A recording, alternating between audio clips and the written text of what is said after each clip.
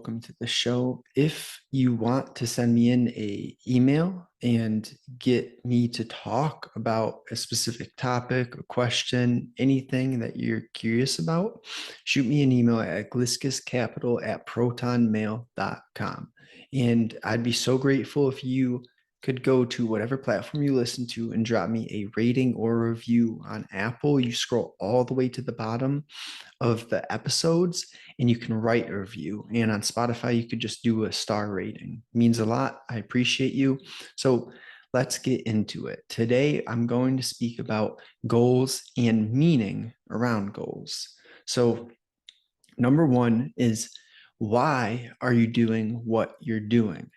And you might have an artificial answer like pay the bills, survive. I understand. And that makes sense. But we have to unravel things a bit deeper.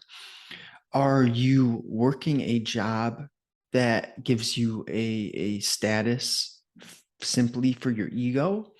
Or are you serving people in that job, getting feelings of fulfillment and value, and overall making a positive impact on other people's lives? See, there's a big difference between one and two. So this really comes down to, are you aligned with what you're doing every day? Especially if you're working a 9 to 5, that means like 70, 80% of your waking hours are spent doing this specific activity. So, geez, it makes sense to me to enjoy what you're doing for 70 to 80% of your waking hours. And see, this for my generation specifically is very different from previous generations. I'm not going to blow the horn and say entrepreneurship is the only way. Of course not. We need people who are going to work 9 to 5s because there is a lot of value provided from 9 to 5s. But at the same time, if you have a feeling deep within, a urge to do something that is new, not really average, to be a creator in any sort, to sell something online, whatever you may be passionate about selling, I trust you should probably go for that. And here's the thing, what's easier? The 9 to 5 is probably easier to get, but over a long period of time, you can't even imagine how that will wear and tear at your heart. And the same goes for starting the entrepreneurship. I can't pronounce it properly, is you will have a terribly rough time at the beginning. But they say this, you're going to underestimate what you can get done in 2 to 5 years, but you'll overestimate what you can do in 5 months. So if you are doing something that you feel fulfillment from, you're passionate about, a reminder for you and me, because I have moments of doubt all the time, but I'm working on that. And what is so important is you recognize that feeling of doubt, but you remind yourself of the long-term vision, why you're doing what you're doing, because the passion and the fulfillment is there. So for me especially, I have a grandpa who was really pressuring me to go do some blue collar work. And I completely respect plumbers and electricians and anyone doing that sort of work. It's hard work. It humbles you. You're working with your hands, your body, and those people are amazing people. Of course, I'm generalizing. Gen er generalizing. Good Lord. And I speak in averages. What I mean is, of course, there might be some stuck up, rude plumber out there, but the majority of those people are good, honest, hard workers. So, point is what you're doing with your time something that you want to be doing over a longer period of time because you enjoy it? Or are you simply surviving? And if you are not thriving, but surviving, I would recommend you start to make a plan of action. and get intentional with your spare time. I know this isn't easy because you have energy levels. You work hard at work. It's not easy to start something on the side, but trust me, somehow, some way, you're going to want to figure out how to align yourself with some sort of fulfillment and passion. And maybe this is not where you make your money from. It doesn't have to be where you make your money from, but you need a creative outlet, some sort of area in your life that you feel that natural fire, the burn, the passion inside. You need that. No one can get by living a life absent of meaning and passion. So it's up to you to figure out where it comes from, but I would not wake up a single day without intently searching for that passion if you're not aware of where it lies currently. So, number two, the fear of not pursuing your goals. And interesting. So, there's the fear of taking action, the fear of stepping out, quote unquote, failing. But see, you have to reframe failure. Failure is not you making a mistake in front of others. Failure is you quitting on yourself. When you specifically stepped out of the box, knowing that what you were doing was not average, but then you can't handle it and the feeling of uncomfortability arises, and then back into the box you return. That is what failure can simply be looked as. If you don't quit, you haven't failed. So don't quit. And the fear of not pursuing your goals, that is it's significant because not human, what's the word? Scientific studies have been done that humans feel the pain of regret much more often from not taking action than from taking action.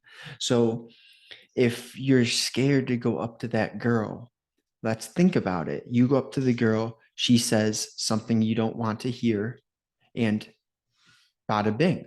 You're not going to be caught in that moment forever. It's quick, the pain of rejection. But guess what? You need to rewire that and understand, okay, I was scared to do it. I did it.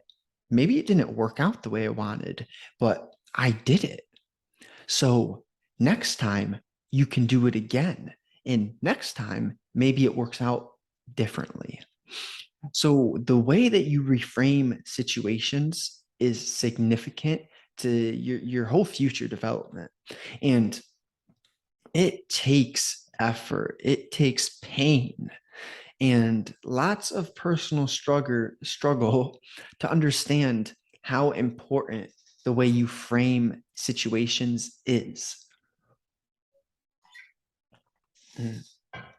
But it cannot be underestimated. It's priceless. The mind, it's one of two things. It's either a enjoyable state of being or it's a fucking prison. And it's up to us how we spend our time, how we use our mind and our focus. That though those things determine what category, one or two, our mind becomes. And so if the fear of not pursuing your goals, you have the regret of when you don't take action, that regret gnaws, that regret grows so large. If you're meant to take action, you will take action. I can't give you some magic pill, some speech that will get you to do it. It's just you realize, if I don't do this, man, I'm going to be where I'm at and I don't like where I'm at. So I have to do this. Kind of simple. And another domain that has been huge for me is reminding myself of being average and mediocre. And this is not a attack on mediocre people. It is this fire inside of my soul that doesn't accept myself being a mediocre and average person. And I can say that as precise and clear as I want. And for some reason, it still sounds egotistical, but trust me, it's not a perception like I'm better than you because you're average. It's more so a standard that you set for yourself. I don't know how great I can be. So I'm going to fuel myself with the correct thoughts that propel me to see how great I can be. I like how that sounds. So it comes down to you understanding nobody knows your potential. You don't know your potential. What can you do to figure it out? Set the bar fucking high. With that high bar, bing, bing, bing. You push yourself, you fail, you come back, don't give up, and you break your previous barriers and limits. And it is just this huge process of reflecting upon how you're doing things, trying to get a little better, learning from new people, being open minded to new suggestions, new ideas, thinking, and paying specific attention to what you put into your psyche and your physical body. So, and then a good question: what if I don't do this? Pertaining to your goals. For me, well, we won't have to talk about me. We can do more of a broad breakdown.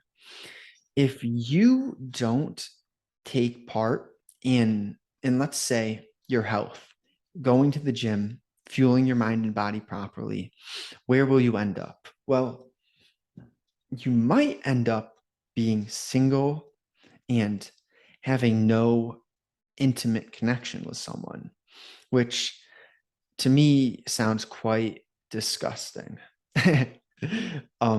Maybe it's surely okay when you're building yourself in your 20s, but if you're an older human being who has no family or at least no good deep connections and relationships, see, it's just a human fact. We need to collaborate with others. It's intrinsic to our beings.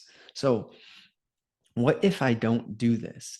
You paint a picture of all the consequences of not taking action on the task or activity that you know must be initiated. If you don't do that, you get clear on all of the consequences. Now you have a fire on your ass to get you to do it. See, it's it is just as important to know what not to do, to have something to run from, than to know what to do and to have a goal. Because motivation, okay, it's motivation. But if you don't want to be weak, if you don't want to have negative thoughts, if you don't want to grow soft and flabby, you better train. So, sure, it's cool to say, I want to be like Arnold. I want to be in great shape. But having something to run from, what if I don't do it? That keeps me going much more than the wishy washy, good feely motivation. And Carl Jung says this, or I've learned it from Jordan Peterson depicting Carl Jung, but you have to initiate your shadow. We all know, well, not all of us, but most people, I at least know I have the capacity to be an evil motherfucker. Like I can just be this nihilist human who acts as if there's no meaning to anyone, anything, treats people like trash, is very ego focused and self-serving and then rude to others. That's the destructive monster inside of me, and I recognize that he's there, and that's what keeps me fueling myself being my best, because I know deep down if I fall off of the focus, the intention with my time and attention, bad things happen. So it's this everyday process of reminding yourself how bad things can be. And therefore, squeezing out gratitude because you realize how bad you could be, how bad your situation could be, and it's not that bad. So be grateful. And three, life is meant to be challenging. Okay. Life is meant to be challenging. Take that for what it is. I know it's not really appealing. We want some sort of easy life, but then the more you experience every day, you realize, yeah, no, that's not what I want. And I wanted an easy life a while ago. And a couple years later, I came to understand that's just not what it's going to be like. Not at all. You could give me everything I wanted right now, and my life would still not be easy. Physically, maybe it'd be easy, but guess what? Psychologically, not easy. Your mind, your soul, it knows what you're supposed to be doing. And being aligned with your higher self, your purpose, it takes number one, elimination of distractions and lower frequency activities. Like, of course, if you're smoking weed every day, which the reason I want to break it down, smoking weed numbs yourself, suppresses your feelings. And if you are doing that every day, all day, you're not going to have feelings, or they're at least going to be quite suppressed feelings, very minor, compared to that disgust that you would get with yourself if you realized you're a fat ass 30-year-old sitting on a couch in your mom's basement and you're not doing anything but running from your feelings. You will have such a difference in the significance, the volatility of your emotions when you get clear, when you stop numbing yourself. So that's just a mini tangent about the substances, what you fool yourself with. Of course, you're not going to be so upset if you're always numbing yourself. But at the same time, you still manage to be quite miserable numbing yourself. I don't know how exactly to put it into words right now at this moment, but the thoughts are still there. You still get them. They're just not as loud as if you weren't numbing yourself. They're still there though. And so life is meant to be challenging, but you grow stronger through the challenges. You have to understand that persevering through horribly tough moments, that is for you. That makes you a better, a more confident, and tougher human. And humans need to be tough. I'm not saying you're going to have someone come up to you and try to attack you often. I've never had someone do that to me. But does it still help me every single day to know that physically I can defend myself, that mentally I've gone through the ins and outs of tough times? Yeah. And it will only benefit you to go through hard things and to search for a lesson through the hard moments. Like, it's a choice you make, the growth mindset or the fixed mindset.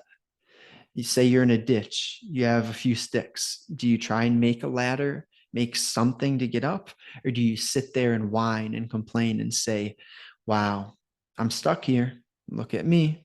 I wish someone would help me. There's just that simple difference of how you break down a situation. Do you view the workout, the suffering, the studying, anything that's hard for you? Do you view that as this is helping me get to where I want to go? Or is it simply an opportunity for you to complain and mope? It's your choice. And those who trigger you, they are showing you where you need to grow. So for me, anger issues, losing my cool happens quickly. Getting angry happens so fast. By time you've realized you're angry, it's a bit too late. So, but that means there's something for you to work on. When this person whatever they're doing is triggering you consistently. If you show up to that situation with a awareness to look and search for that lesson, where can I learn? How can I use this to make my problem solving in this scenario, the way I react, better?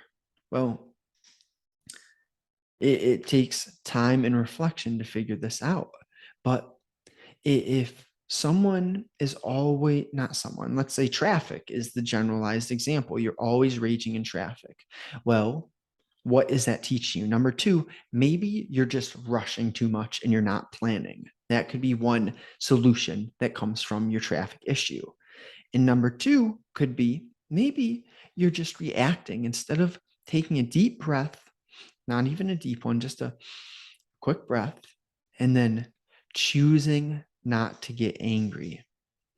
This stuff is simple but complex, and it really takes mindfulness, awareness, noticing the decision before you make the decision.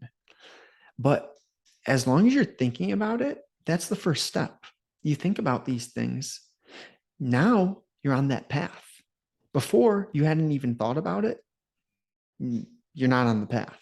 So, lastly, to be open, to observe with a broad lens. So, life is challenging. Life will bring tough moments. But if you take a step back and aim to gather lessons, to instead of judging people, to observe, instead of wishing, or not even wishing, but thinking negative things about others, to send positive thoughts and prayers their way. Your lens, it is determined by you. You don't control much. You control your thoughts, your actions, and how you show up, your energy. So rather than judging others, when you see someone who's clearly down and distraught, you don't have to say something to them, but if you silently wish them goodness, you think good thoughts, you send good energy their way, sure, sounds woo-woo. We'll just say it's vibes. Once you realize that life is hard, you realize people don't need more hard things coming their way. They need some love, they need some appreciation, some kind thoughts going their way. That's where we'll end off. On a positive note, I'm wishing all of you a good day. Everyone who's taken the time to listen, to try and understand their psychology and their physiology a bit more, prayers to you. I think you're on a great path and you're never alone. I'm struggling.